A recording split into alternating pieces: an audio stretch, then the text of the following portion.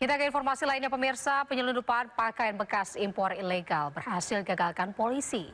Total sebanyak 439 koli atau setara 4 miliar rupiah balpres kini diamankan petugas.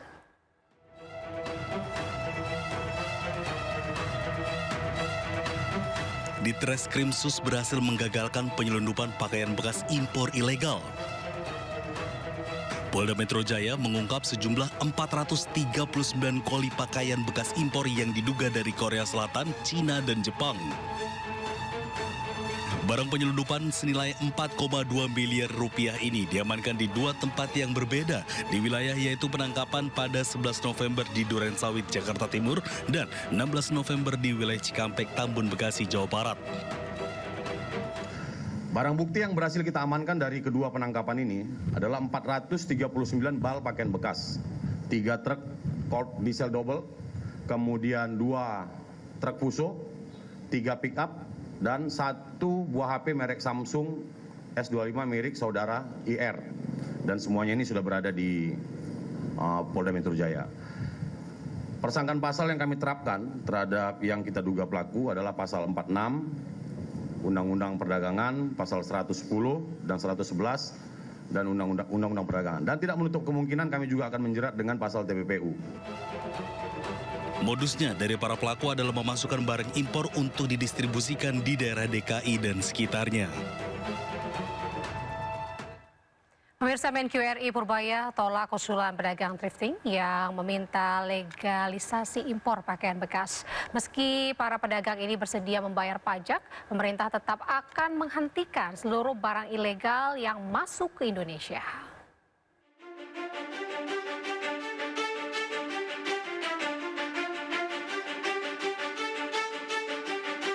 Menteri Keuangan RI Purbaya Yudi Sadewa tegas tolak permintaan para pedagang thrifting yang bersedia bayar pajak asal barang bekas itu boleh masuk ke Indonesia. Purbaya beralasan larangan tersebut sesuai dengan aturan yang sudah dibuat sebelumnya. Tertuang dalam Peraturan Menteri Perdagangan Nomor 40 Tahun 2022, di mana melarang barang impor pakaian bekas untuk melindungi industri dalam negeri dan UMKM.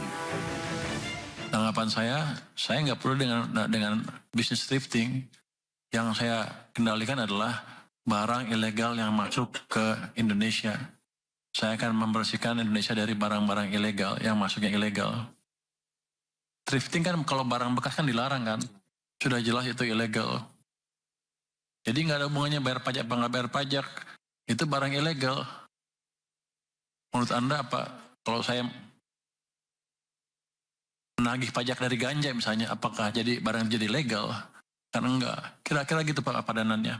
Jadi Sebelumnya, dalam rapat dengar pendapat bersama Badan Aspirasi Masyarakat DPR RI kemarin Rabu, perwakilan pedagang thrifting Pasar Senen, Rifai Silalahi, meminta usahanya dilegalkan.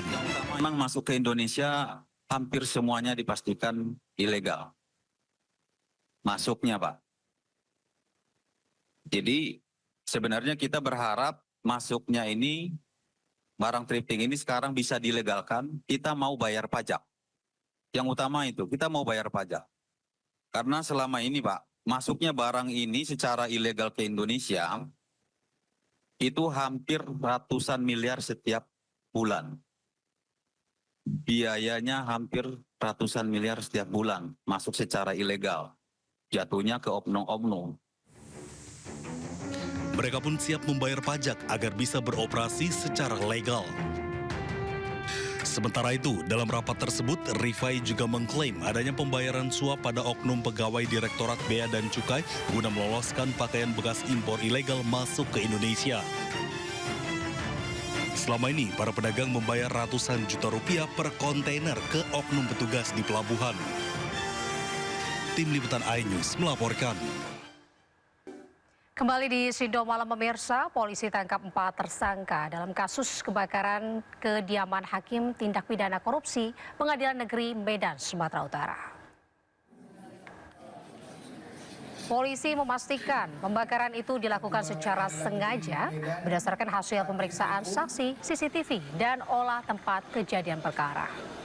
Motif para tersangka ini karena sakit hati pada korban hingga merencanakan pembakaran dan pencurian.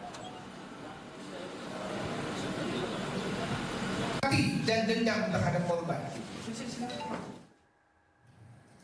Sebelumnya aksi para tersangka ini terekam kamera CCTV memasuki komplek perumahan korban di Medan, Sumatera Utara. Setelah mencuri perhiasan korban, pelaku menyiram area kamar dengan bahan bakar dan menyalakan api di beberapa titik hingga rumah terbakar. Tidak langsung ke perumahan, tetapi dia berkeliling-keliling dulu di jalan. Ya. Dia mati. Kejadian ini yang bersangkutan sudah keluar dan merencanakan pembakaran dan pencurian. Kenapa tersangka tahu detail dan lancar melakukan kejahatan ini? Karena mengetahui betul seluk-beluk di dalam rumah, penempatan kunci dan lain-lainnya. Saya hanya bisa menjelaskan motif dari pelaku melakukan. Pemirsa, pemimpin perusahaan rokok besar di Indonesia PT Djarum dicekal oleh Kejaksaan Agung. Direktur Utama PT Djarum Victor Rahmat Hartono menjadi salah satu dari 5 orang yang dicekal Kejaksaan Agung ke luar negeri. Pencekalan ini terkait penyidikan kasus dugaan korupsi pajak periode 2016 hingga 2020. Pengajuan pencegahan juga sudah dikonfirmasi Menteri Imigrasi dan Pemasyarakatan. Kasus ini sudah dinaikkan ke tahap penyidikan, di mana penyidik tengah mengumpulkan bukti untuk memperkuat dugaan pidana dalam kasus pajak ini.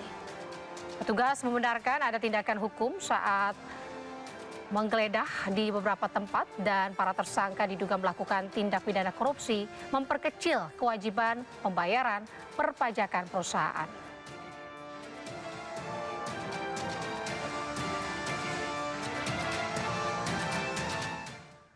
Pemirsa, KPK menyatakan penyelidikan perkara dugaan korupsi Google Cloud ini telah rampung, bahkan telah melakukan gelar perkara di tingkat pimpinan. PLT Deputi Penindakan dan Eksekusi KPK, Asep Guntur Rahayu mengatakan, tersangka dugaan korupsi Google Cloud tidak berbeda jauh dari tersangka dugaan korupsi pengadaan Chromebook di Kejaksaan Agung. Salah satunya Nadiem Makarim yang saat itu menjabat Menteri Pendidikan, Kebudayaan, Riset, dan Teknologi. KPK memastikan tidak akan menangani perkara dugaan korupsi Google Cloud.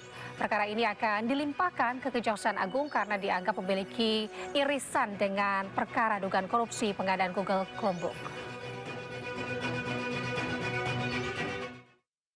Ya, yang sama itu NM, kemudian staf susnya. Yang berbeda, ada yang berbeda, ada. Yang berbeda karena pengadaannya itu bukan kalau tidak salah yang Chrome itu ada di Dirjen Sekolah Dasar ya, apa gitu, saya agak lupa tuh. Kalau nanti dicek ya. Nah ini berbeda yang pengadaannya. Gitu. Nah tapi sebagian besar itu sama. NM, kemudian siapa namanya statusnya itu yang belum CT, itu CT